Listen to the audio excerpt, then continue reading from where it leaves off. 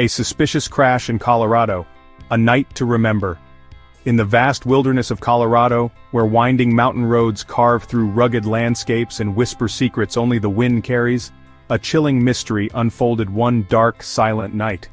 It was mid-March when the chilling stillness of the Rocky Mountains was shattered by the glow of flickering flames drowning in the abyss of a steep ravine.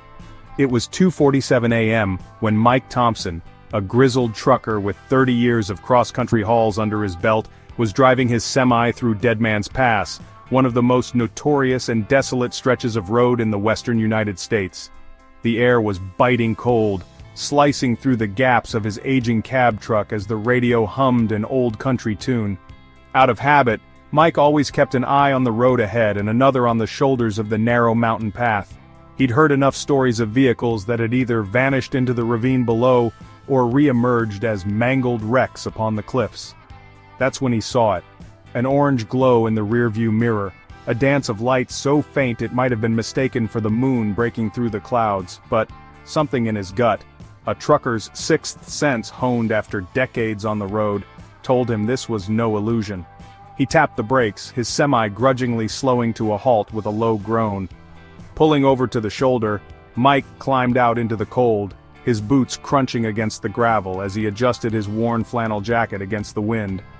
Could just be a bonfire, he muttered to himself, squinting down into the pitch-black ravine below. But his gut didn't buy it. Grabbing his flashlight from the cab, he made his way toward the faint orange glow clawing at the edges of the darkness. Soon, the acrid stench of smoke filled the air.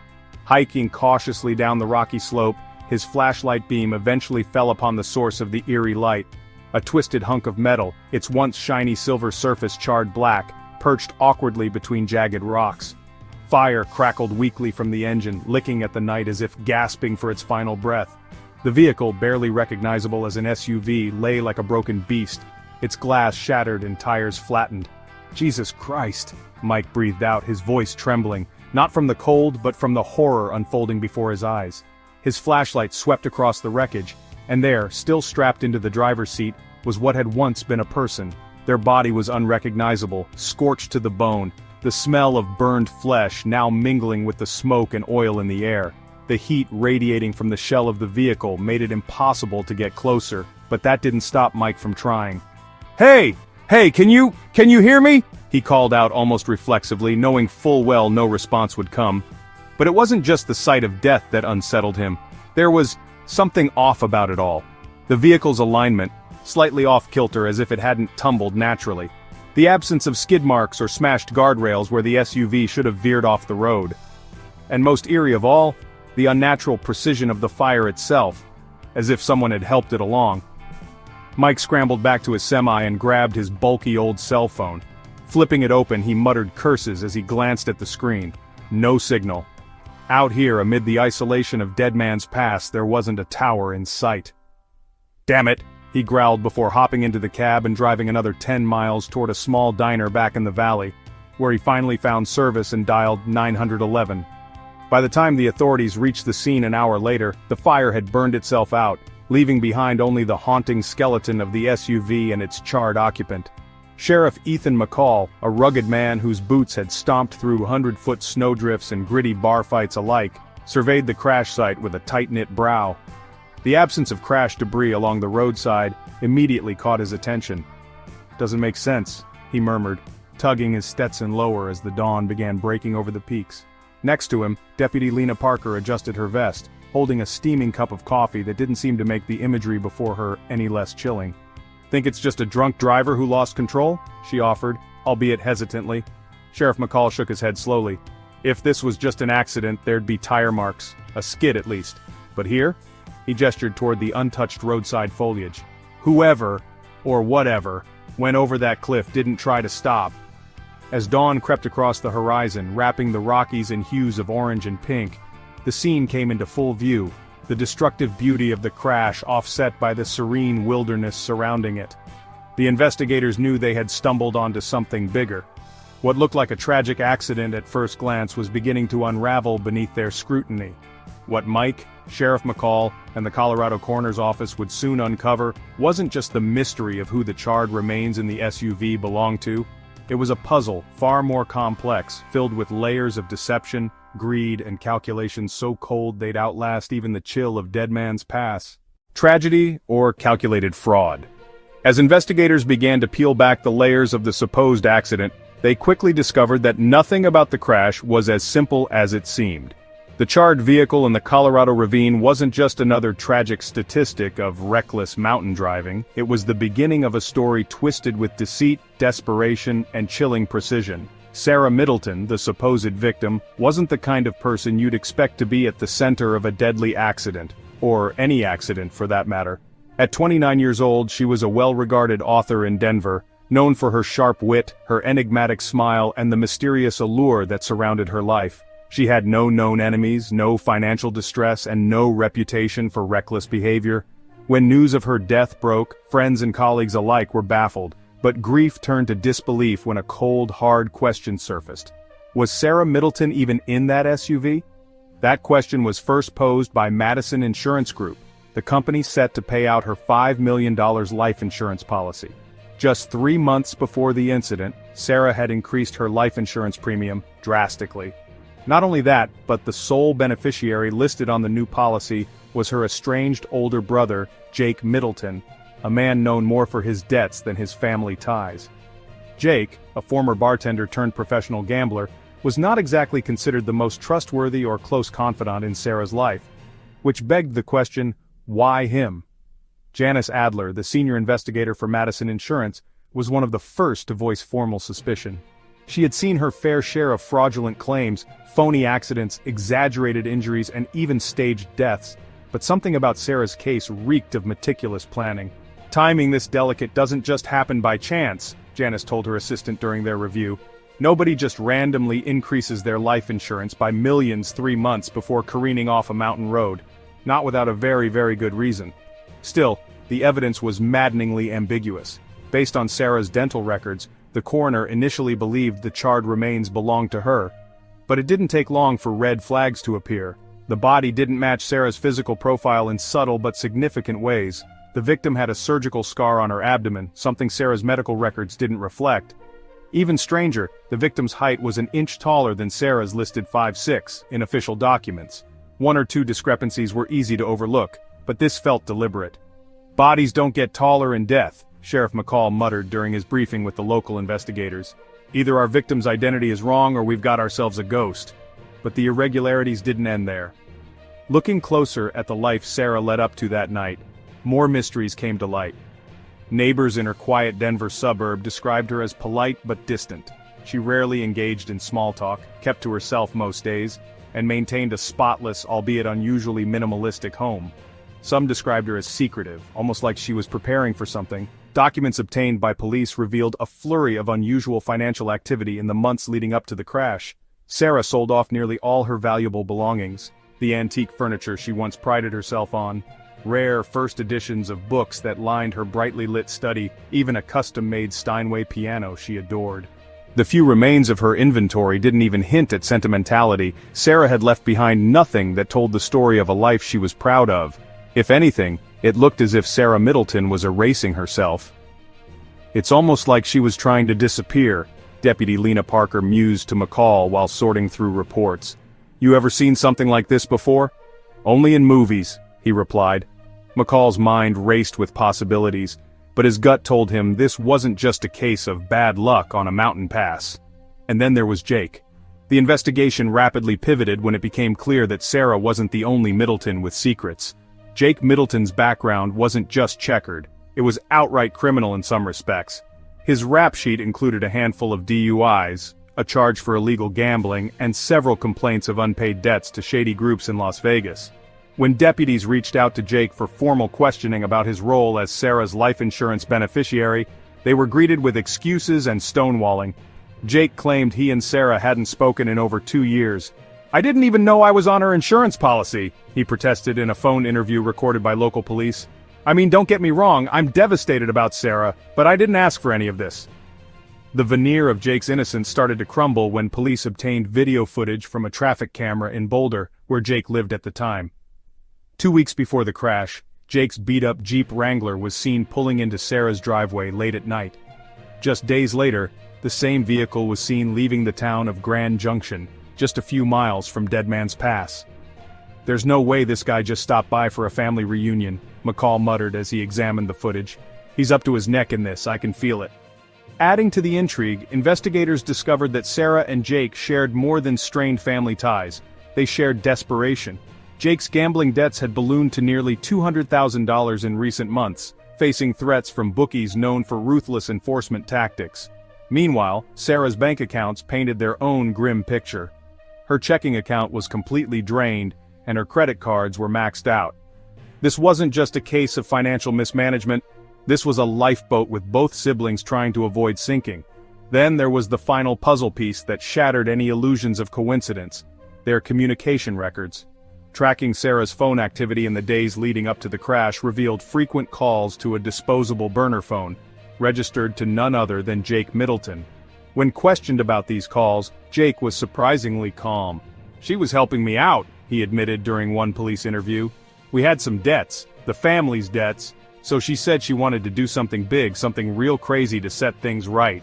Honestly, I didn't even want to be part of it." His statement wasn't exactly a confession, but it wasn't far off. And so the threads of the Middleton siblings' lives began to unravel. Were they truly victims of cruel circumstance, or were they playing a deadly game of fraud that spiraled out of control?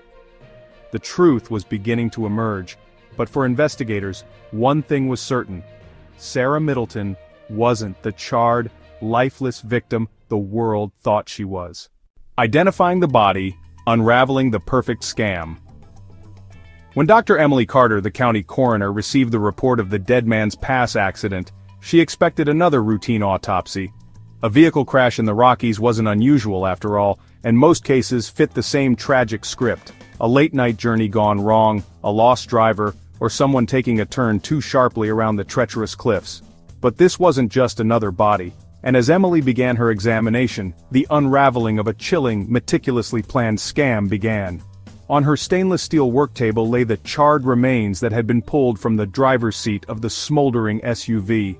The fire had left little more than scorched bone and brittle flesh. It was brutal. Emily had seen victims of fires before, it came with the job, but something about this one gnawed at her instincts. She couldn't place it at first, not until she began the careful analysis. The legal requirement for identification in such cases leaned on dental records. Luckily, Sarah Middleton's dental history had been provided within hours of the vehicle being identified as hers. The preliminary comparison yielded a match, or rather, what appeared to be a match.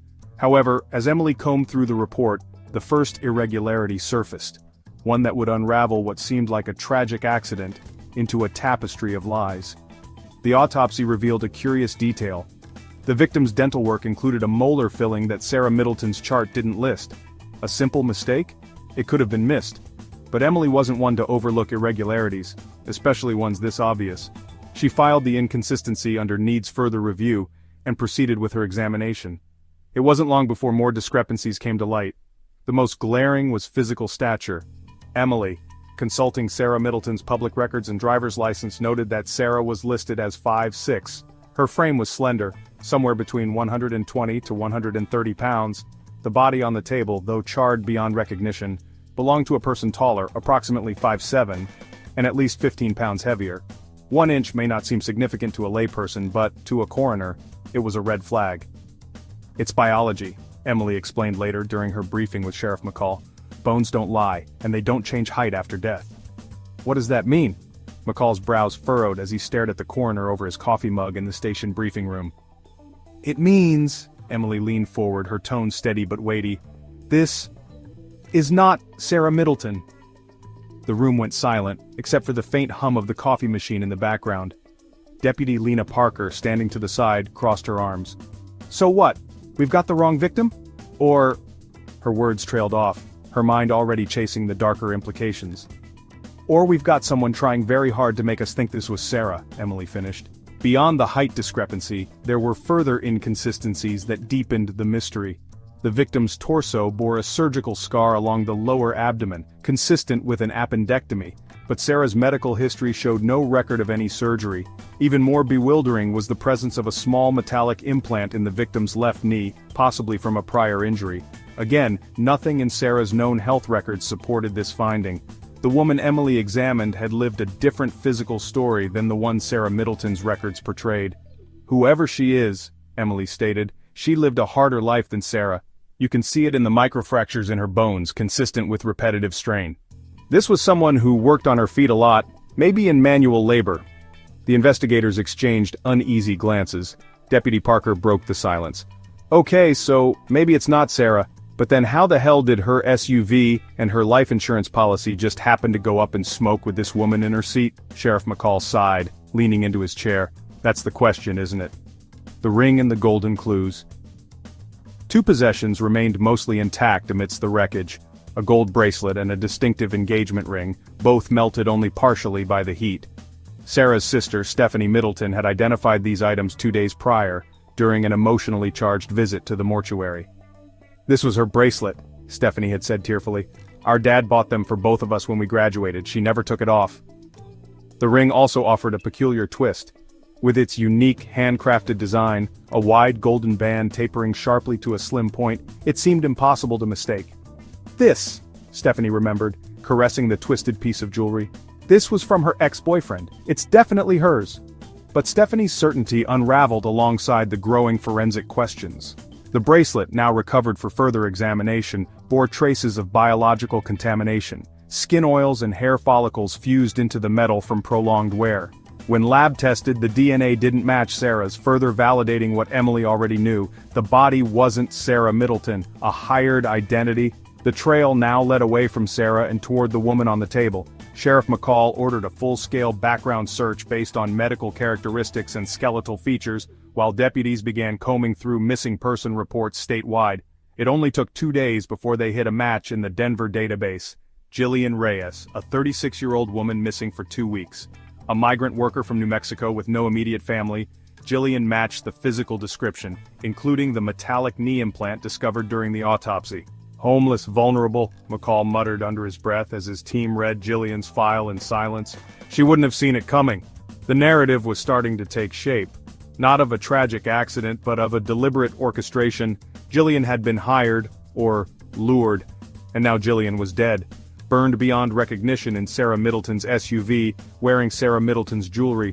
Lena Parker's mind raced as she stared down at Jillian's photo. "Who does that?" she asked aloud, her voice tinged with disbelief. "Who goes this far?" McCall pushed his Stetson back, his face tight with restrained anger. "The kind of people who want to disappear without leaving a trail. The kind of people who think $5 million is worth a human life." As the pieces fell into place, the investigators found themselves confronting the growing shadows cast by Sarah Middleton's carefully cultivated image.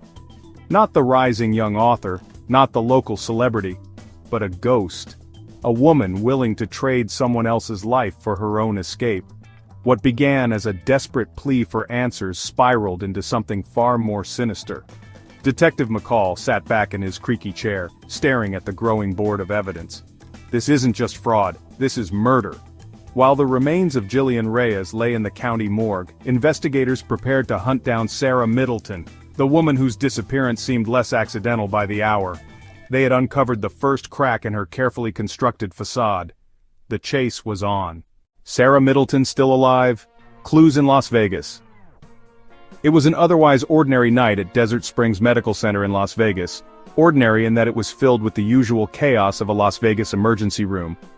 Dr. James Barrett, an ER doctor well accustomed to patching up the city's casualties from late-night street fights, drunken escapades, and high-stakes gambling brawls, had just finished stitching up a particularly rowdy poker player when a nurse rolled a new patient into the intake room.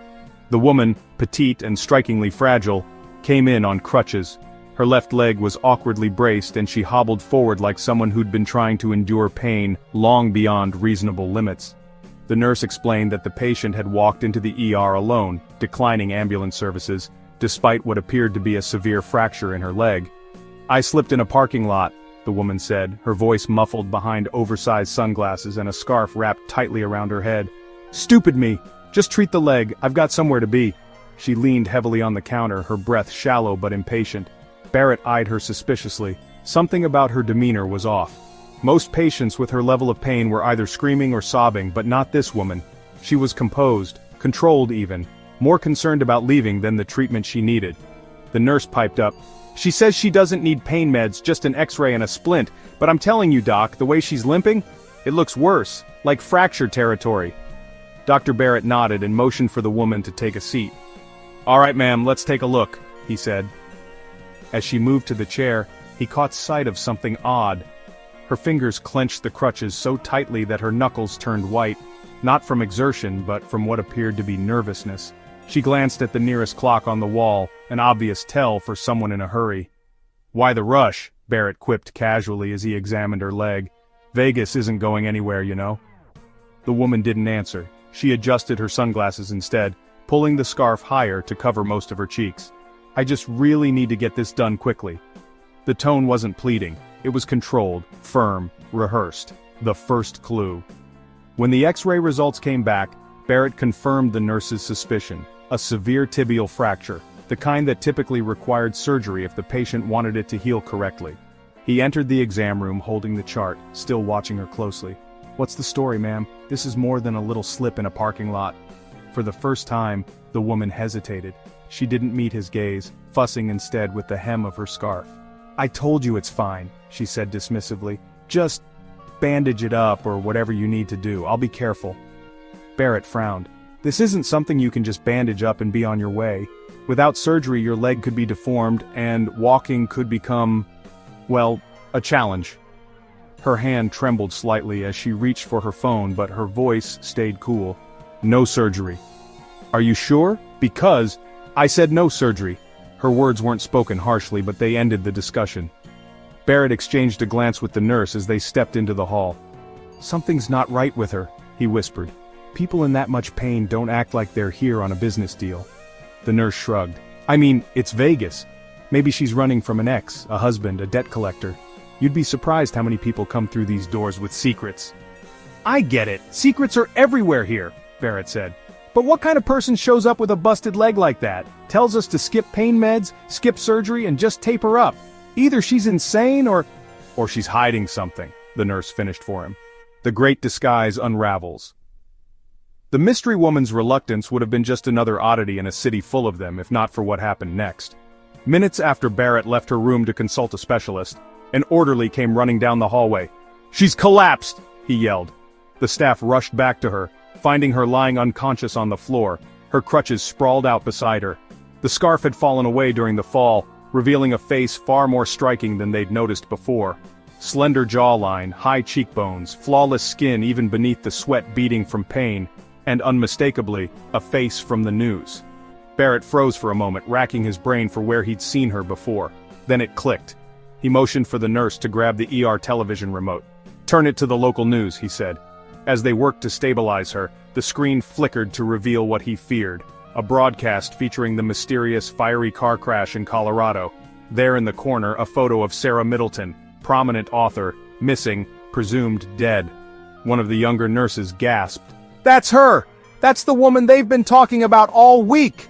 Barrett stared hard at the screen, then back at the unconscious woman on the hospital cot. Well, alive doesn't look so missing anymore, does it? A slip of fate. Once the hospital staff pieced together the connection, they called local authorities, who confirmed Sarah Middleton's facial recognition matches through the Nevada law enforcement database. When she regained consciousness hours later, Sarah's first words weren't those of confusion but demand. Where are my things? I need to go, she murmured. Her eyes flicked nervously around the room, catching the gaze of every officer stationed outside her door. Dr. Barrett leaned close. You're not going anywhere, Miss Middleton. Or, should I say, Sarah Middleton? You have a lot of people looking for you. Her face, pale and gaunt from pain and exhaustion, turned cold. Her lips curled into something halfway between a smirk and a grimace. Do you even know who I am? What you're talking about? She said weakly, but mockingly. Yeah, Barrett replied dryly. The dead woman walking, and judging by that leg of yours, not walking anytime soon. Sarah Middleton's plan with her brother, a perfectly crafted scheme. To understand how Sarah Middleton, a rising author with a spotless public image, orchestrated one of the most chilling and intricate fraud schemes in modern history, you have to start with Jake Middleton. Jake wasn't just her older brother. He was a man hardened by years of bad decisions, fast money, and the fallout of living on the edge of legality. Together, the two siblings weren't just united by blood. They shared desperation, the ultimate motivator that tied their fates together in a plan both brilliant and grotesque. The birth of the idea. The plan was born 6 months before the accident. Sarah had called Jake late one night, her voice sharp but quiet, peaking with an urgency Jake hadn't heard since they were kids sneaking out of the house. "Jake," she whispered, keeping her hand cupped over the phone, as if someone might already be listening. "I need your help. I can't do this anymore." Jake, 7 shots deep after blowing his last few dollars at a slot machine in a backroom casino, groaned. "What are you even talking about, Sarah? You're the successful one, remember?" "No, Jake, it's not what it looks like," Sarah snapped. Her tone was uncharacteristic of the composed woman everyone else thought she was. "The book sales are tanking. The advance for my next novel is gone. I used it to cover some mistakes. I'm broke. And they're coming after me." "Who's they?"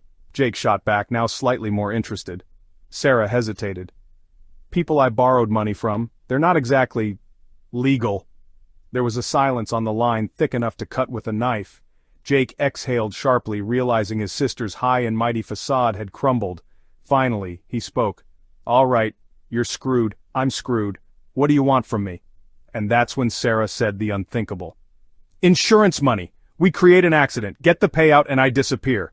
Jake blinked hard, the neon lights of the bar flickering around him. "You're out of your goddamn mind, Sarah. That's illegal? Yes. Crazy? Maybe. But you and I both know nobody's going to suspect me. I'm the golden child. And you, well, let's be honest, they'll think you're too much of a mess to pull something like this off." Despite his initial disbelief, Jake's mind started to churn. He wasn't stupid. Years of hustling and skimming money off shady dealers had taught him one thing.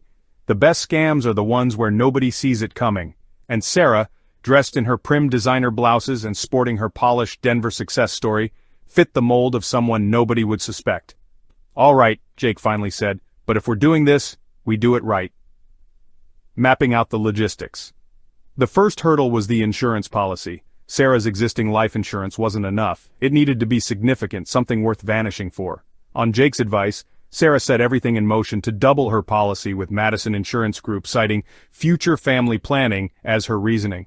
She made Jake her sole beneficiary, a move she justified to the broker as wanting to help her baby brother get back on his feet. The lie was sweet, innocent, carefully calculated. Meanwhile, Jake dug into the more unsavory parts of the plan, securing a replacement body. This was the part that made Sarah squirm, but Jake wasn't nearly as troubled. Life on the streets had hardened him to the realities of desperation, and he knew exactly where to look to find someone who could match Sarah's physical characteristics. "That's the beauty of this city," Jake had joked during a meeting at a downtown diner. "Vegas is full of ghosts, people who could disappear tomorrow and nobody would even ask where they went." For weeks, Jake trolled homeless shelters, bars, and bus depots. Finally, he found Jillian Reyes, a 36-year-old migrant worker who had no immediate family and an uncanny resemblance to Sarah.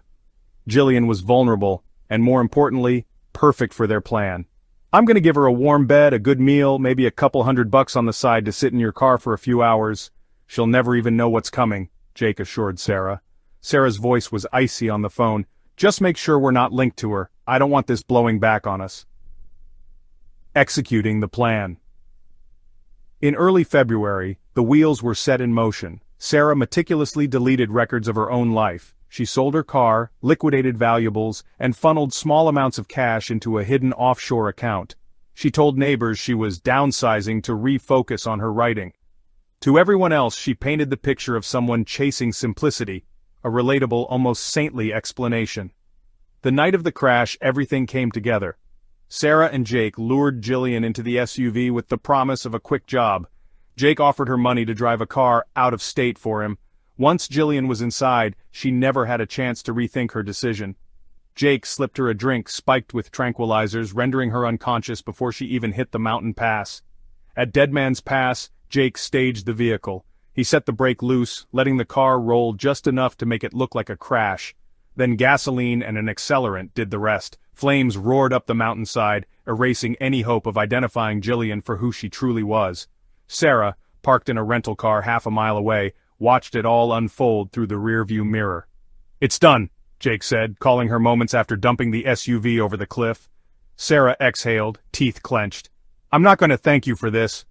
"Wouldn't expect you to," Jake replied. "But don't forget, You owe me when you're sipping martinis on some beach in Mexico. A perfect plan. Almost for weeks things went exactly as planned. The police identified the vehicle as Sarah Middleton's. Jillian's remains, burned beyond recognition, became the unwitting stand-in for a woman presumed dead.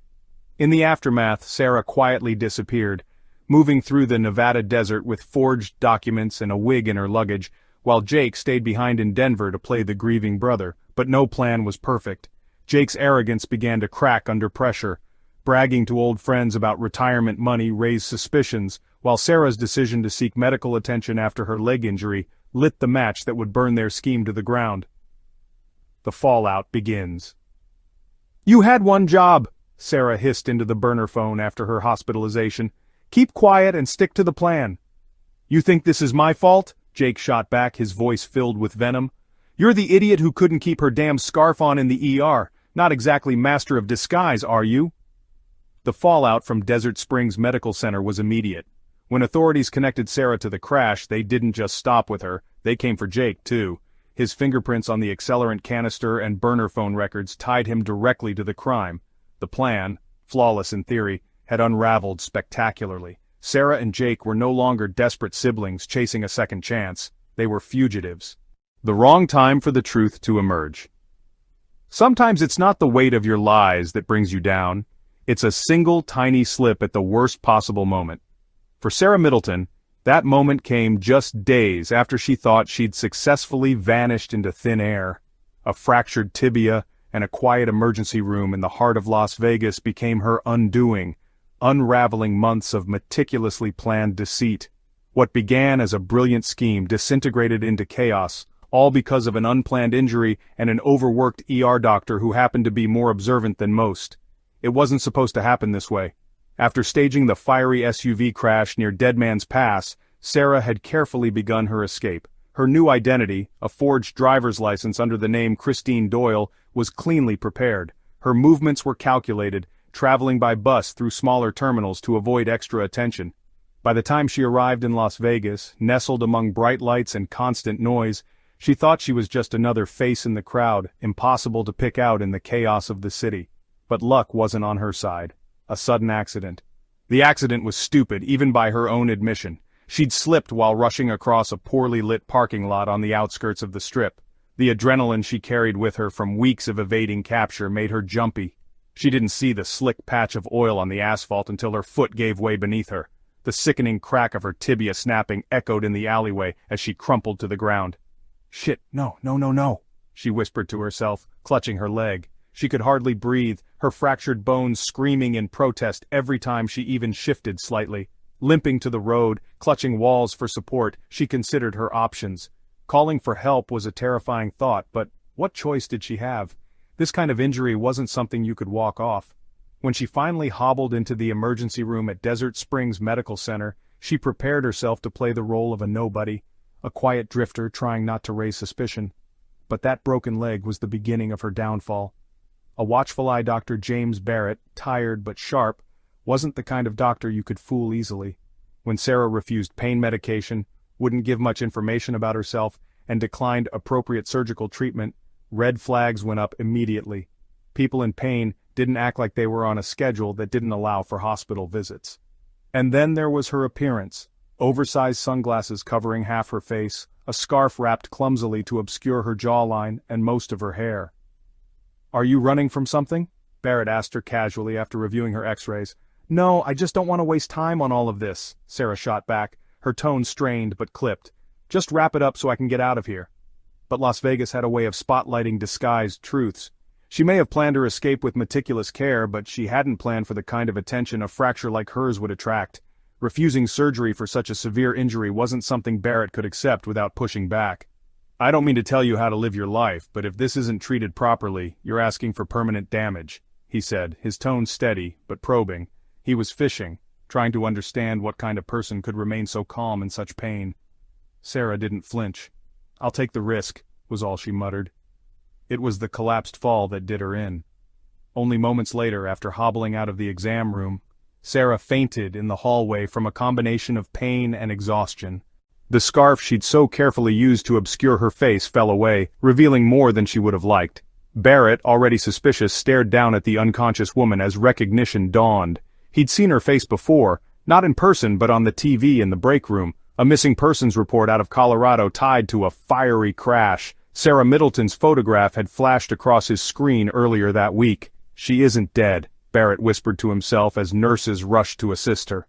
But she sure as hell wanted everyone to think she was. Piecing it together. By the time Sarah woke up, Barrett was no longer holding his suspicions silently. He'd called security and flagged local authorities. They streamed into the ER within 30 minutes, placing her under quiet observation while running her photo through facial recognition systems. The results came back swiftly, and damningly. Sarah Middleton was alive, hiding in plain sight, barely 100 miles from Nevada's border. When she realized what was happening, that the officers milling outside weren't just dealing with random hospital cases, her mask finally slipped. "Where are my things? I have to go," she said hoarsely, trying to push herself up. Dr. Barrett leaned over her bed, meeting her panicked eyes. "Not so fast, Sarah. Or should I say, Christine Doyle. You've got quite a story to tell, but I wouldn't plan on going anywhere for a while." She didn't respond right away. Her chest heaved, breath shallow, as beads of sweat trickled down her forehead. Finally, with all the exhaustion of someone carrying the weight of too many lies, she muttered, "You have no idea what you're talking about." "No?" Barrett wasn't buying it. "Then why does the missing woman on TV look just like the so-called drifter with a broken leg sitting in front of me? Same face, same hairstyle before you tried to wrap it in a scarf? Same story, if you can call making no sense a story at all?" Sarah gave him a look filled with venom, but stayed quiet. She had been caught in the one place she hadn't anticipated, the wrong place at precisely the wrong time. The arrest. The moment the authorities entered her room, guns holstered but badges visible, Sarah let out a defeated sigh. She didn't resist. She was too tired to muster up a fight, too injured to attempt an escape. They read her rights and asked questions she already knew she wasn't going to answer. Everything about her posture screamed resignation. And with that, the perfect plan, the staged crash, the death, the $5 million payout in life insurance, came crashing down. One moment of bad luck on an oil-slicked parking lot had unraveled months of effort, tying her back to a crime she thought she had escaped. But if Sarah's capture was bad, what came next was worse. When police dug into her burner phone records and found ties to another suspect, a man named Jake Middleton, her older brother, the floodgates opened. Any hopes she might have had of pinning her disappearance on a simple misunderstanding were obliterated. Now it wasn't just her life insurance fraud being scrutinized, it was the possibility of a deeper, darker crime that brought an innocent woman to a fiery death in a smoldering car. As Sarah sat in the back of the police cruiser under the neon glow of the Vegas Strip, she couldn't help but think, of all the places in the world, it had to be here. In the city of luck, hers had just run out. The hunt for Jake Middleton, the elusive accomplice. When Sarah Middleton's carefully crafted facade crumbled in the Las Vegas ER, the shockwaves rippled far beyond Nevada. The news of her arrest didn't just headline local papers, it lit a fire under federal and state law enforcement agencies desperate to unravel the truth behind the fiery crash at Deadman's Pass. If Sarah was alive and hiding, it begged the question, where was her brother, Jake Middleton, the man authorities now believed was more than just a grieving sibling? He was, in fact, Sarah's co-conspirator. But Jake was no ordinary fugitive. He was a ghost. Vanishing act. The moment Jake learned of Sarah's capture, he didn't hesitate to act. Somewhere in a rundown motel on the edge of Albuquerque, New Mexico, Jake sat hunched over an ancient burner phone, his teeth grinding nervously as local news played faintly in the background. The anchor's voice was sharp with intrigue. Author Sarah Middleton, declared dead at the scene of a Colorado car crash, has been discovered alive in Las Vegas after an apparent attempt to conceal her identity. Jake didn't listen to the rest. His mind raced. He'd never trusted Sarah to keep her cool under pressure, and now her slip-up had jeopardized everything. His fingers trembled as he dialed another burner phone number, the kind of number that didn't have a name attached to it. Just a faceless string of digits he kept memorized for emergencies like this. "We've got a problem," Jake muttered into the receiver. The voice on the other end was rough, gravelly, and used to bad news. "How big?" "Think nuclear. She's alive. She's talking." A long pause.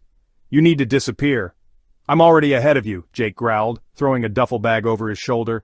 Stuffed with cash, burner phones, and enough forged IDs to fool even the most diligent small-town sheriff, Jake's escape plan was a finely tuned machine. After years of shady dealings and brushes with the law, he knew exactly how to slip through the cracks. By the time authorities realized Jake was missing from his registered address in Boulder, Colorado, all they found was an empty apartment filled with fast food wrappers, broken furniture, and zero clues. Jake Middleton had vanished. The chase begins. Deputy Lena Parker's boots echoed against the concrete floor of the Denver police headquarters as she paced back and forth, a fresh report clutched in her fist. "He knew we were coming, someone tipped him off," she spat, slamming the folder onto Sheriff Ethan McCall's cluttered desk. McCall leaned back in his chair, his Stetson tilted lazily over his forehead, but his calm exterior hid an inner focus. "You give a guy like Jake Middleton a 2-day head start, and it's like chasing smoke," he said. "The guy's been running his whole life."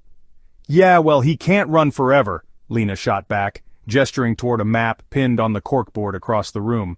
Red string-connected dots stretching from Colorado to New Mexico and beyond. "We know he's been spotted in Albuquerque. A dirty bartender said he paid cash and kept asking about rideshare drivers who don't ask questions."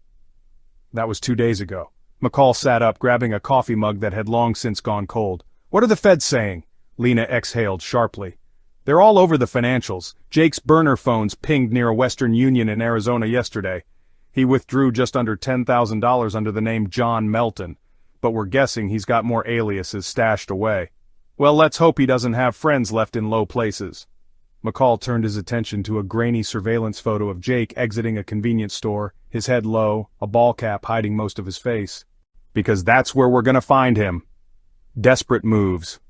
While investigators raced to connect the dots, Jake kept moving.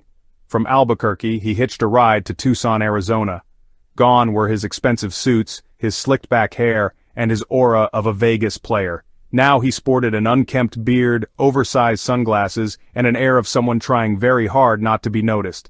But Jake was running low on time and resources. He knew the key to staying ahead of the authorities was cash, lots of it, and cash meant risk.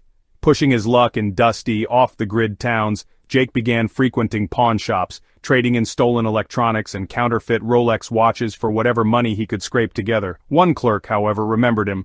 When questioned later, the man would recall Jake's nervous demeanor. "I figured he was just another drifter, but he kept looking over his shoulder like someone was after him, sold me a fake Rolex. Hell of a convincing fake, though." Closing the net, Jake's luck ran out in El Paso, Texas. A tip from a gas station attendant, someone Jake had inadvertently rubbed the wrong way by trying to shortchange, alerted local sheriff's deputies to a suspicious man at a nearby motel.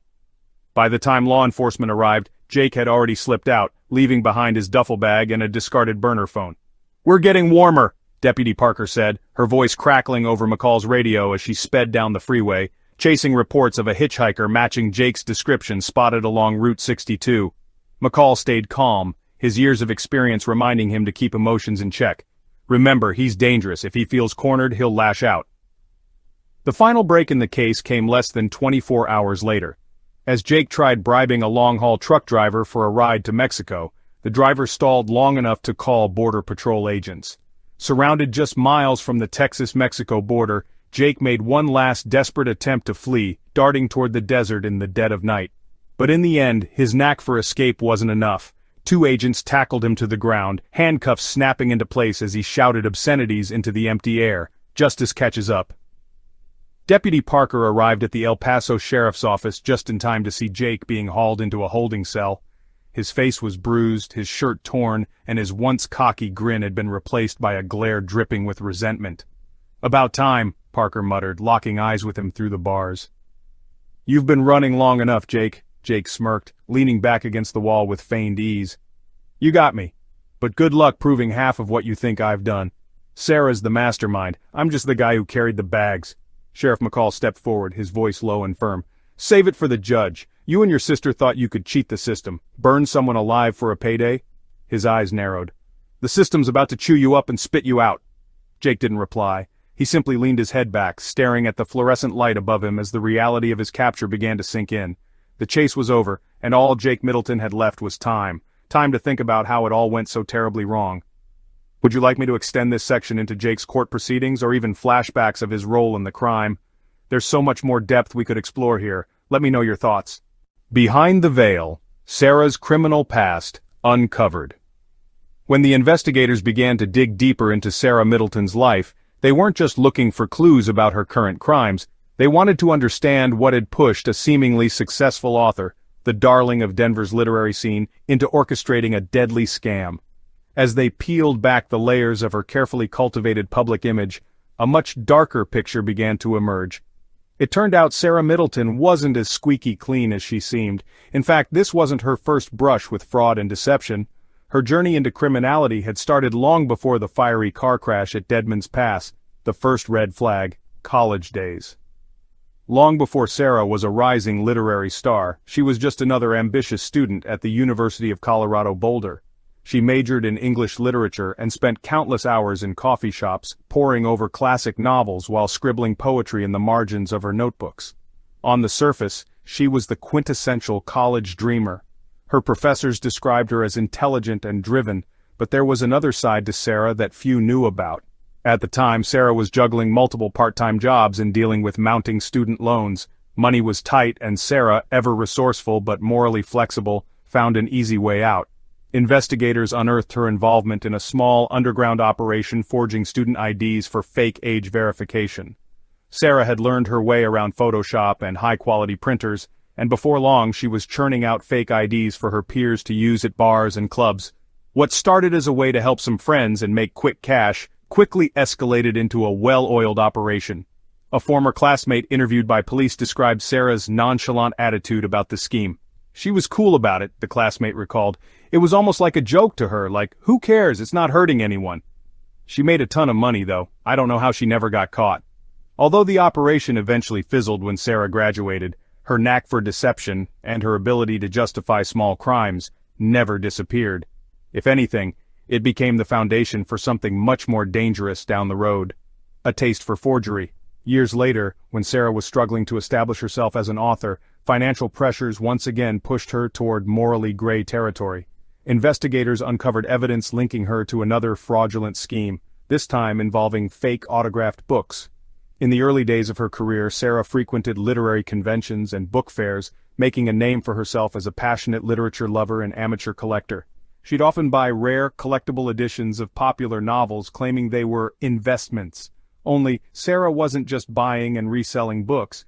She had started forging signatures of famous authors from various decades, passing the books off as signed first editions.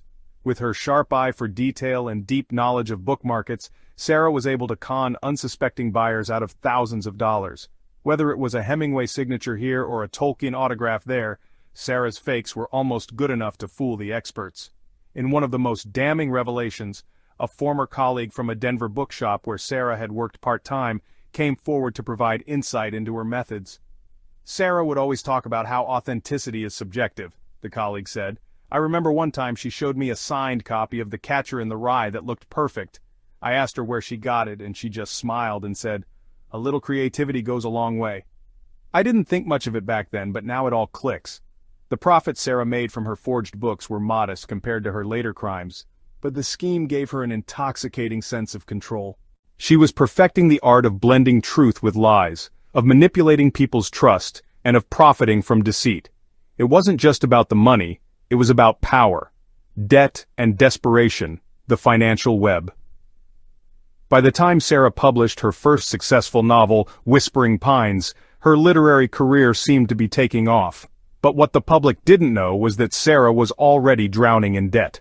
According to investigators, her forgeries and side hustles were no longer enough to sustain the lifestyle she wanted. Between unpaid credit card bills, defaulted loans, and a series of bad investments, including the failed attempt to self-publish a novel that flopped, Sarah's life was spiraling out of control. Court documents revealed she had opened 5 credit cards under fake names to cover her expenses. The scheme worked for a while, but when her creditors began catching on, Sarah's house of cards started to collapse. Desperate for a fresh start, she even faked financial hardship to scam eviction relief during the pandemic, claiming she had lost all income due to canceled book signings, a lie investigators later found was completely fabricated. Sarah was always playing the victim, a former acquaintance said when reached for comment. She had this way of spinning every setback in her life into a story where she came out looking like the underdog. It's honestly impressive how she kept so many lies straight for so long. The first arrest. In perhaps the most shocking discovery, Sarah had already been arrested once before her infamous staged death. Several years prior, while attending a writer's retreat in upstate New York, Sarah was caught trying to defraud a prestigious grant program. Police records showed that she had submitted multiple applications under fake aliases, listing fabricated works and plagiarized material to increase her chances of being selected. When the retreat organizers found out, they reported her to local authorities. The arrest didn't lead to jail time. Sarah's lawyer managed to negotiate a deal that allowed her to complete community service in exchange for a reduced sentence. The incident was quietly swept under the rug, and thanks to her charismatic personality, Sarah managed to rebrand herself as a repentant creative who simply made a regrettable mistake. Few people outside her inner circle ever found out about the crime, a pattern of manipulation. Though these early schemes might seem small compared to her later plans, investigators began to see a clear pattern in Sarah's life. She was a habitual manipulator, someone who used her charm and intelligence to bend situations to her will. Fraud wasn't a hobby or a desperate last resort, it was her comfort zone. She wasn't just running scams out of necessity, she thrived on the thrill of outsmarting the system. Sheriff Ethan McCall, who had been leading the investigation into Sarah's staged death, summed it up best during a press briefing. This wasn't her first scam, and it probably wouldn't have been her last if we hadn't caught her. Sarah Middleton spent her entire life perfecting the art of deception. She's not just a criminal, she's a chameleon, someone who can change her story, her image, and her identity in the blink of an eye. That's what makes her so dangerous. Unraveling the mystery. As word of Sarah's criminal past began to spread, public opinion turned sharply against her. The woman once celebrated for her talent and wit was now exposed as a fraud who had built her career and her life on a foundation of lies. For the investigators, understanding Sarah's history wasn't just about building the case against her. It was about answering the bigger question: how did someone like her fall so far? And perhaps even more chillingly, had Sarah ever truly been the person the world thought she was? Or had she always been the villain hiding in plain sight? The final end: Jake arrested, Sarah faces the death penalty. In the sprawling saga of Sarah and Jake Middleton, the conclusion was as tragic as it was inevitable. What began as a daring scheme to cheat the system ultimately unraveled into a nightmare, one marked by betrayal, desperation, and the ultimate price of their crimes. When the dust settled, Jake found himself behind bars, while Sarah, the mastermind of the operation, was facing the gravest possible punishment, the death penalty. Their fall from grace wasn't just a cautionary tale, it was a reckoning years in the making. Jake's arrest, the end of the line. Jake Middleton had spent weeks on the run, crisscrossing the Southwest in a desperate bid to stay ahead of law enforcement. But his luck, like his sister's, was bound to run out. Surrounded outside of El Paso near the Texas-Mexico border by police, sheriff's deputies, and border patrol agents, Jake didn't go quietly. "Step away from the vehicle, hands in the air!" officers shouted as Jake emerged from the motel parking lot, disheveled and hunched over with a duffel bag slung across his shoulder. A bag they would later discover contained thousands in cash, half a dozen burner phones, and a handful of fake IDs. Jake froze for a brief moment, eyes darting around as though calculating his last chance at escape. But there was no way out this time. As agents advanced, Jake made a break for it, sprinting toward the fence that marked the edge of the motel grounds, but he didn't even make it 50 yards before two officers tackled him to the ground. He thrashed, shouting expletives and incoherent ramblings about being set up, but it was no use. Jake Middleton was finally in custody. Inside the holding cell that evening, Jake sat in sullen silence, glaring at the walls around him. He knew this was the end. The cocky bravado he'd maintained for years had all but disappeared. When questioned by the police, Jake tried to paint himself as the unlucky accomplice, a pawn in his sister's master plan. "Sarah was the brains," he said, leaning back in his chair, his face shadowed by the dim interrogation room light.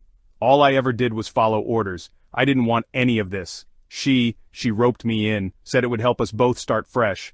The detectives listened without much reaction, but they weren't buying it. Jake might have played a supporting role in his sister's criminal exploits, but his actions painted a clear picture of someone fully complicit. From helping stage the crash to acquiring the accelerants to his illicit financial dealings in the aftermath, Jake's fingerprints were all over the plan. "Jake, you're not the unlucky schmuck in this story," one detective finally said, his tone cold and deliberate. "You knew exactly what you were doing. You helped burn someone alive in a car to fake your sister's death. That's not just following orders. That's murder." Jake's jaw tightened, and for the first time, he had no rebuttal. Sarah's trial, the mastermind unmasked. If Jake's storyline ended in a dim-lit cell, Sarah's unfolded under the glaring spotlight of national attention. The trial of Sarah Middleton became one of the most high-profile cases in recent history, not just because of the gruesome nature of her crimes, but because of the sheer audacity of her plan. To many, she symbolized the hubris of someone who thought they could outsmart the world. To others, she was a cold-blooded killer. The prosecution built an airtight case, outlining Sarah's actions with precision. They painted her as a manipulative mastermind who had spent years honing her skills as a liar and a con artist before escalating to murder. They argued that Sarah's crimes went beyond fraud, that she had cruelly and callously sacrificed Jillian Reyes, an innocent woman, to ensure the success of her scheme. "She didn't just fake her death," the lead prosecutor thundered during the closing argument, pacing the courtroom with fire in his voice. "She orchestrated the murder of a vulnerable, homeless woman. She planned every detail, down to the flames that would destroy any trace of the victim's identity. Sarah Middleton didn't just want to escape, she wanted to erase her old life no matter the cost, and that cost was the life of Jillian Reyes."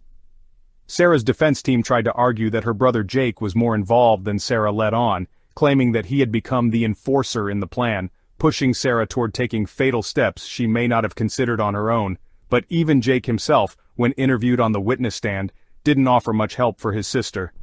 "You want the truth?" Jake said bitterly, shackled at the wrists, glaring across the courtroom toward Sarah. "We both came up with the plan. My hands are dirty, sure. But Sarah's the one who never flinched. She's the one who burned that body." The courtroom fell silent. Sarah didn't react. The verdict and sentencing. The jury deliberated for less than 3 days. When they returned to the courtroom, the verdict came swiftly and with the weight of finality. On the charges of first-degree murder, conspiracy to commit fraud, and multiple counts of insurance fraud, we find the defendant, Sarah Middleton, guilty. Sarah showed no outward emotion. She sat still, her polished appearance carefully maintained, a stark contrast to the chaos she had wrought in so many lives. If she was broken inside, she didn't let the cracks show. For her crimes, Sarah was sentenced to death, a rare penalty in cases of white-collar crime accompanied by murder. The judge didn't mince words during the sentencing. "Miss Middleton, you orchestrated a crime of staggering cruelty and cunning," the judge said, his voice echoing through the courtroom. "You took a life without remorse, all to escape the consequences of your lies. For that, this court sentences you to the ultimate punishment, death by lethal injection." While the sentence divided public opinion, many felt it was a fitting conclusion to the case. Sarah had spent her life deceiving others, but in the end, she couldn't deceive justice. Jake's fate, a life of regret. Meanwhile, Jake Middleton avoided the death penalty but wasn't let off lightly. He was convicted of second-degree murder, conspiracy, and multiple related charges. With a sentence of life in prison without parole, Jake was shipped off to a maximum security facility in Colorado, where he would spend the rest of his days reflecting on everything he had lost. Not just his freedom, but whatever remained of his relationship with his sister. "She used me," Jake told a prison interview journalist years later. "I used her too, don't get me wrong, but Sarah? She was always 2 steps ahead, always thinking about herself first. I don't know how I didn't see it back then, or maybe I did and I just didn't care." Jake spent most of his time behind bars alone. Letters to Sarah went unanswered. It wasn't until his later years, when illness began to overtake him, that he admitted to another inmate. "This is what we were always headed for. We were too greedy, too goddamn arrogant to see how this would end." The legacy of their crimes. Sarah and Jake Middleton left behind a trail of devastation. Jillian Reyes's memory was honored by advocacy groups who rallied for better protections for vulnerable populations, while their case became a blueprint for teaching law enforcement how to spot and prevent fraud-based homicides. As the date of Sarah's execution drew closer, the world debated who she truly was. Was she a villain born, or had desperation turned her into one? While some argued that her intelligence and wit could have taken her far on the right path, others saw her simply as an unrepentant mastermind who had gambled with lives and lost. But one thing was clear. Despite years of deception, Sarah Middleton and her brother Jake ultimately couldn't outrun the truth.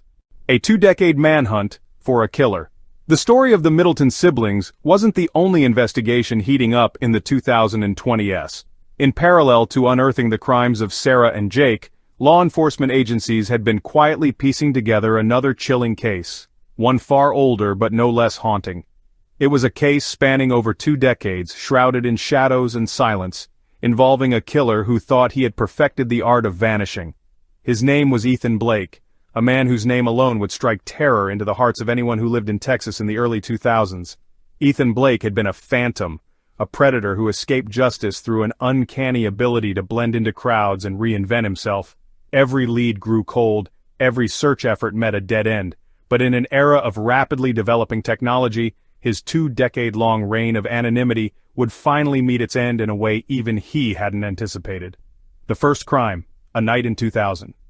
It all began on the humid, restless night of June 14, 2000 in Austin, Texas. Ethan Blake, a 27-year-old drifter with a history of petty crimes, had been seen loitering near the University of Texas campus hours before a devastating murder that would earn him national infamy. Kathleen Meyer, a 21-year-old junior majoring in environmental science, was found dead in her off-campus apartment the next morning. The details of her murder, brutal, calculated, and deeply personal, suggested one thing: her killer knew exactly what he was doing. The immediate aftermath of Kathleen's death was a swirl of panic. The media dubbed the unknown offender the Austin Phantom for his terrifying ability to leave behind almost no trace. There were no fingerprints, no weapon, and no clear witnesses. The only piece of evidence, a partial boot print left in a mixture of mud and blood near Kathleen's back door, was too vague to point to any specific suspect. At the time, Ethan Blake wasn't even on investigators' radar. A drifter with no fixed address and a knack for flying under the radar, he slipped out of Austin days after the murder, leaving behind nothing more than a few unpaid motel bills and a fake ID. The years of silence. For years, the case stagnated. Without new evidence, it became one of Texas's many unsolved homicides, gathering dust in a forgotten corner of police archives. But Ethan Blake hadn't stopped. Over the next decade, law enforcement would later uncover, he moved state to state, using aliases and false identities while leaving behind a trail of subtle, disconnected crimes. Small burglaries, assaults, and in the rare moments he felt bold enough, murders. Blake's method was simple but effective: strike quickly, leave no trace, and never stay in one place too long. He thrived on America's vastness, using it to disappear whenever suspicion came too close. From Louisiana to Oklahoma to Nevada, he reinvented himself as a truck driver, a handyman, a bartender, never staying anywhere longer than 6 months. But technology was beginning to close the gaps that Blake relied on. Camera systems became standard in every corner store, luggage terminals implemented better security measures, and forensic science advanced in ways that would seem like science fiction in the early 2000s. Most crucially, facial recognition technology, still in its infancy during Kathleen's murder, had become a potent tool in the arsenal of law enforcement. The breakthrough: a face in the crowd. It was in August 2019, nearly 2 decades after Kathleen's murder, that Ethan Blake's luck began to run out. He had been passing through Dallas-Fort Worth International Airport, heading for what authorities believe was a new identity in Mexico or South America. Blake had underestimated the quiet but sweeping role that facial recognition technology now played in major American airports. A camera embedded discreetly near the baggage check-in captured Blake's face for a fraction of a second. The system flagged it almost instantly, matching it to an encrypted database of high-priority unsolved cases in the FBI's Violent Criminal Apprehension Program, VICAP. His image was linked to a composite sketch used in a secondary investigation in Arizona in 2008. Another unsolved murder authorities hadn't yet tied to him. The system alerted a small, specialized department flagged for both violent crime suspects and persons of interest who routinely crossed borders under false identities. This time, luck wasn't in Blake's favor. Chasing a ghost. By the time authorities closed the net on the Dallas airport, Blake had already sensed something was off. His long years of staying just ahead of law enforcement had fine-tuned his instincts, and it was likely an offhand glance from an undercover TSA officer that tipped him off. With nothing but a duffel bag slung over his shoulder, he ostensibly changed his mind and walked away from the terminal moments before authorities could corner him. What followed was the beginning of one of the most intense manhunts in recent FBI history. For months, Blake managed to evade pursuit, retreating into the underbelly of society with his characteristic discipline and resourcefulness. He made no digital footprints during this time. No credit card purchases, no phone calls, not even a stolen vehicle that could be traced back to him. He knew better than anyone how to disappear, said one FBI profiler assigned to the case, but the longer Blake stayed hidden, the more determined authorities became. Closing the noose, a mistake in Montana. Blake's downfall, much like Sarah Middleton's, came not from police brilliance alone, but from his own human error. In early 2020, while attempting to cross into Canada near Glacier National Park, Blake slipped up. Physically exhausted and perhaps overconfident in his ability to blend in, he stopped at a small-town Montana diner for coffee and food. A local sheriff happened to be seated at the counter, chatting casually with the owner. The sheriff noticed two things that immediately seemed off. First, Blake paid his bill using extraordinarily worn, nearly unusable cash, avoiding eye contact with the waitress. Second, when the sheriff later observed the dining room's security camera footage, he noticed Blake giving inconsistent answers when asked simple, friendly questions. After Blake left, the sheriff ran the plates on his rusted old truck. The plates didn't match the registration for the make and model, and Blake hadn't realized he was wearing boots that left a distinctive impression in the muddy parking lot. FBI agents were called in to investigate the mismatch, and the resulting database match confirmed what authorities had been searching for: the capture of Ethan Blake. It didn't take long for federal agents to track Blake to a remote, dilapidated hunting cabin where he had been hiding. When they arrived, armed and ready for a standoff, Blake didn't resist. Authorities found him sitting alone at a small wooden table, flipping through pages of a worn Ernest Hemingway novel. "About time," Blake said calmly, setting down the book when they entered. His face, weathered and gaunt, betrayed no expression of fear or remorse. Even as officers cuffed him, he didn't flinch or fight. It was as though he had made peace with the inevitability of capture after 2 long decades of running. Justice, finally. In the years since his arrest, Ethan Blake confessed to multiple crimes spanning from 1998 to 2019. While he initially denied involvement in Kathleen Meyer's murder, DNA evidence, finally cross-referenced decades later, sealed his fate. The Austin Phantom had been unmasked at last. Blake's trial captured national attention, with survivors' families finally receiving some semblance of closure. Kathleen's parents sat in the front row every day, their grief etched in their faces as Blake's hollow confessions played out in court. In 2023, Ethan Blake was sentenced to life imprisonment with no possibility of parole. His capture marked not just the end of a haunting 2-decade mystery, but a testament to the relentless pursuit of justice and the advancements in technology that tore down the facade he had spent years building. Modern technology brings every truth to light. In an era where technology operates at the forefront of everyday life, the line between freedom and accountability has become razor thin. The captivating tales of Sarah Middleton, Jake Middleton, and Ethan Blake revealed one undeniable truth about the modern world. No matter how clever or calculated a criminal might be, modern technology will find a way to expose them. From facial recognition systems in bustling airports to forensic algorithms capable of solving decades-old crimes, the sophistication of modern tools has transformed the way justice is served. For investigators, technology is no longer just an enhancement to their work. It's the backbone of criminal investigations, capable of seeing through deliberate deception and unraveling complexities that would have once crippled even the most seasoned detective. The convergence of data, AI, and cutting-edge forensic science was the real hero in exposing the darkest truths of these elaborate crimes. Facial recognition, watching, analyzing, recognizing. The days of grainy sketches and eyewitness accounts as primary cornerstones of investigations are long gone. Today, cameras don't just record, they analyze. Facial recognition technology, bolstered by AI, has emerged as one of the most potent tools in law enforcement's arsenal. Sarah Middleton's story is partly a testament to the weight of that power. While she walked confidently through bus terminals and crowded city streets, under the impression that her wig and false driver's license were enough to make her invisible, she didn't account for the quiet, watchful eyes of pervasive facial recognition networks. Though her eventual arrest came in the form of a slip at an emergency room, the quiet work of background systems like municipal camera grids and public transit surveillance had already flagged her movements between Colorado and Nevada. In cases like that of Ethan Blake, facial recognition technology was even more pivotal.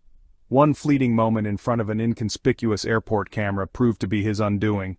For years, Blake had evaded federal agents by meticulously disguising himself, changing identities, and erasing his digital footprint.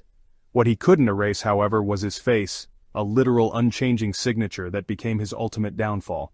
Modern facial recognition systems operate on precision unmatched by even human instinct. Algorithms identify unique facial markers, from the curve of an eyebrow to the spacing of nostrils, even in distorted or partially obscured conditions. The more universally this technology integrates into daily infrastructure, like security checkpoints at airports or even convenience store cameras, the less room criminals have to maneuver. Its accuracy has transformed the idea of watchful eyes from an old metaphor to a modern, inescapable reality. DNA and forensic breakthroughs, the silent truth tellers. Forensic technology is no longer limited to the basics of fingerprinting and fieldwork. Instead, it operates at a microscopic level, decoding molecules and reconstructing evidence far beyond human capabilities. DNA technology in particular has undergone such massive innovation that it's not only used to convict present-time criminals, but to also solve cold cases, some of which date back decades. Ethan Blake likely thought he had escaped justice for Kathleen Meyer's murder in 2000.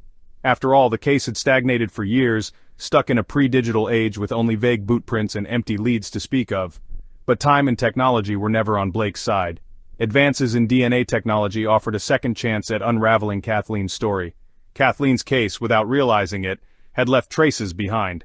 The forensic data from her old crime scene sat idle in archives, waiting for technology capable of deciphering what it encoded. Decades later, modern genetic sequencing techniques allowed investigators to match the minute traces of DNA found in Kathleen's apartment to Ethan Blake's biological profile, conclusively linking him to the crime. This wasn't mere intuition or guesswork. This was science, unraveling truth one microscopic thread at a time. And forensic breakthroughs don't stop at DNA sequencing. Bloodstain pattern analysis has been automated to reconstruct crime scenes digitally, while touch DNA technology, capable of extracting DNA from seemingly insignificant points of contact, like skin cells left on a doorknob, has empowered investigators to pick up trails where they might have ended before. Technological advances like these not only serve to convict criminals, they also help exonerate the innocent, giving justice the sterile hands of science, a truth untainted by human bias. Artificial intelligence, the thinking partner that never sleeps. Artificial intelligence, AI, has become the detective that never tires, incapable of burnout or human error. In the cases of both Sarah Middleton and Ethan Blake, AI-driven analysis played quiet but crucial roles in exposing their crimes. From parsing thousands of surveillance videos for patterns of movement to predicting likely future actions based on past behaviors, AI has become the ultimate partner for law enforcement. Consider Sarah Middleton's run through terminals, motels, and bus depots. While agents tailed her on the ground, a digital infrastructure bolstered by AI was already piecing together fragments of her trail. Her ticket purchases left behind transaction codes, and her false identification left digital signatures traceable through deep learning algorithms trained to identify anomalies in behavior. AI spotted patterns humans wouldn't have. Why was a woman with no local connections casually shuttling between her so-called new home in Nevada and her old haunts near Colorado? The program flagged inconsistencies following the breadcrumbs Sarah hadn't even realized she was leaving behind. Ethan Blake's movement across borders highlighted the full potential of AI systems in tracking criminals with long, fractured histories. They don't just monitor real-time actions but cross-reference them with data from unsolved cases, finding correlations between even the smallest indicators. A fingerprint here, an unregistered vehicle there, AI threads it all together into a seamless web. While Blake moved under the cover of darkness, AI tirelessly connected the dots, narrowing his world until escape was no longer an option. Surveillance systems, the 21st century witnesses. The silent stars of criminal justice today are the myriad of surveillance systems that record the daily lives of millions of people. Tools like license plate readers, thermal camera networks, cell phone triangulation, and digital footprints have revolutionized investigations. Jake Middleton, for all his bravado, didn't suspect that his beat-up Jeep Wrangler would become a beacon pointing directly at him. Automatic license plate readers detected his outdated registration moving suspiciously close to major crime locations. When combined with cell tower data from his burner phones, investigators quickly mapped out Jake's seemingly random, zigzagging movements across multiple states, a detail he thought made him difficult to pinpoint but instead created a forensic net that detailed where and when he'd been, every step of his desperate flee. In the end, surveillance is not just about watching, it's about contextualizing. Modern systems don't just capture isolated stills, they interpret, isolate patterns, and provide a continuous living narrative that even the most inventive criminals can't outmaneuver forever. The future of technology and crime. As the stories of the Middletons and Blake demonstrated, the golden age of undetectable crime has officially ended. While modern criminals adapt to technology, so too does law enforcement. The race between the hunted and the hunters continues, but with tools like satellite imaging, AI-enhanced behavioral profiling, and predictive policing on the horizon, the odds have tilted dramatically in favor of justice. The question society faces is dual-edged. On one hand, the omnipresent nature of digital oversight feels like a necessary safeguard in a world full of deceit. On the other hand, it raises questions about privacy, autonomy, and how far systems should reach into everyday life. But one thing is unmistakable. The truth, no matter how buried or encrypted, has become far harder to elude.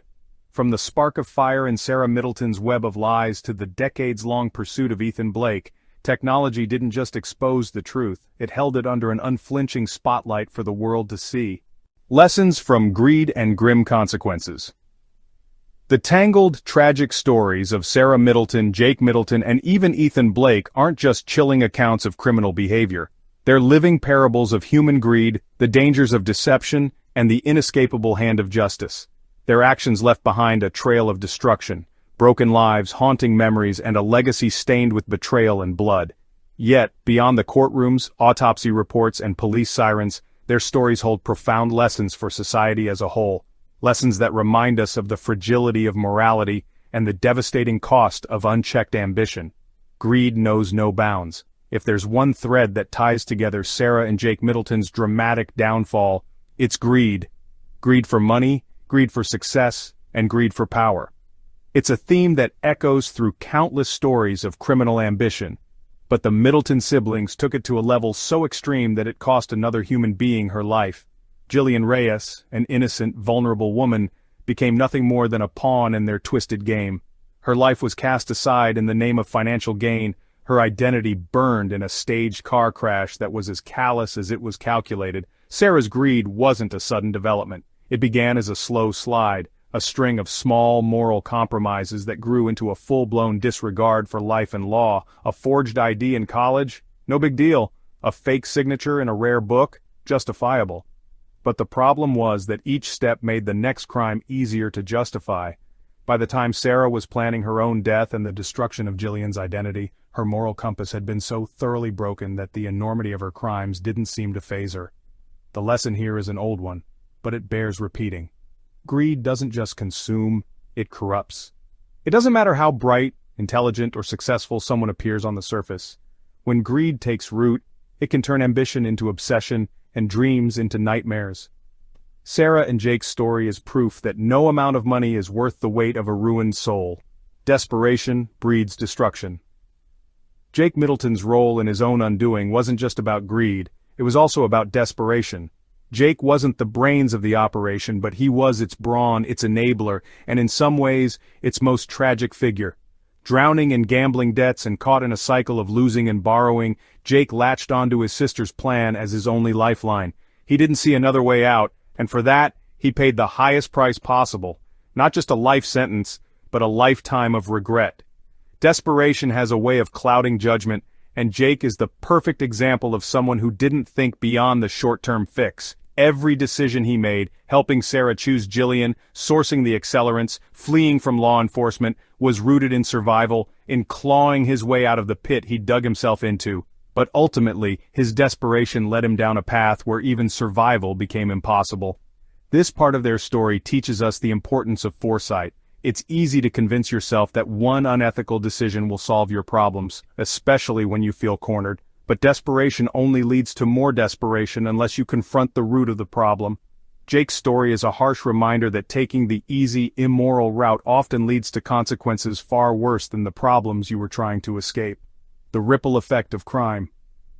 One of the most haunting aspects of the Middleton saga lies in the damage their greed and desperation caused to innocent people.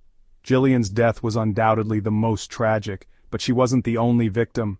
There were ripples of pain that spread far beyond what the siblings likely anticipated. For Jillian's friends, her disappearance and death led to years of unanswered questions and unresolved grief. For her family, though Jillian was portrayed as alone, distant relatives later emerged.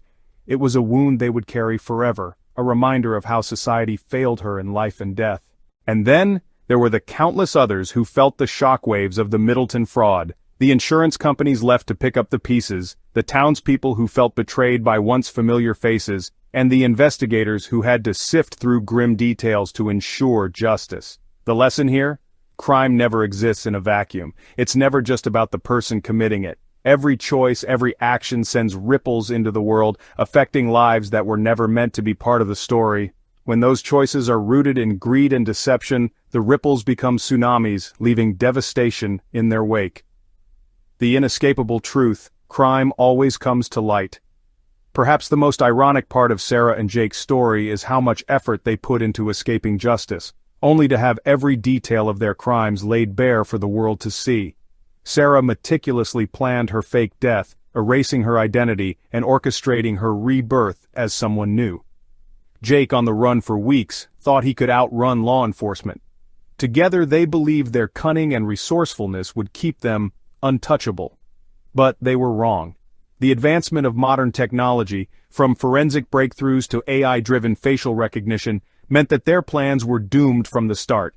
Jillian's identity, painstakingly erased, was reconstructed using DNA evidence. Sarah's trail of false documents and burner phones was unraveled by algorithms capable of spotting inconsistencies no human could. And Jake's zigzag escape route, traced with detail he could never anticipate thanks to surveillance networks and digital footprints. Their story proves a hard truth. The age of undetectable crime is over. In a world where every action leaves a trail, digital, biological, or otherwise, there's no such thing as escaping justice. The only real choice is whether to live a life that stands up to scrutiny or one that crumbles under it. A lesson in humanity's duality. At its core, Sarah and Jake's saga is a tale of humanity's dual nature, the capacity for brilliance and the capacity for destruction. Sarah wasn't a simple villain. She was sharp, intelligent, and capable of great creativity. But those same traits, when warped by greed and ambition, became weapons for deception and harm. Similarly, Jake wasn't born to be a criminal. He was shaped by years of bad decisions and mounting desperation. Their story forces us to ask uncomfortable questions. How far would we go to protect ourselves? At what point does ambition become dangerous? And how do we ensure that intelligence and creativity are steered toward building, not destroying? Ultimately, the Middleton tragedy isn't just a story about crime, it's a story about choice. No one is born greedy, desperate, or malicious. But the choices we make, the lines we cross, and the compromises we justify, those define whether we move closer to good or evil. Legacy of lessons. As the world watched the trials, sentences, and consequences unfold, the lessons of Sarah and Jake's lives became glaringly clear. They became a case study in how not to live, a warning to anyone who thinks they're too smart, too careful, or too powerful to be caught. Their faces, once symbols of success and family ties, are now reminders that actions have consequences and that greed is a hunger that grows until it consumes you completely. For Jillian Reyes, the true victim in their story, advocacy groups have worked to ensure her name isn't forgotten. Campaigns for vulnerable populations, homeless women, exploited workers, have risen in her memory, a sliver of justice in an otherwise tragic tale. And for everyone else watching, there's one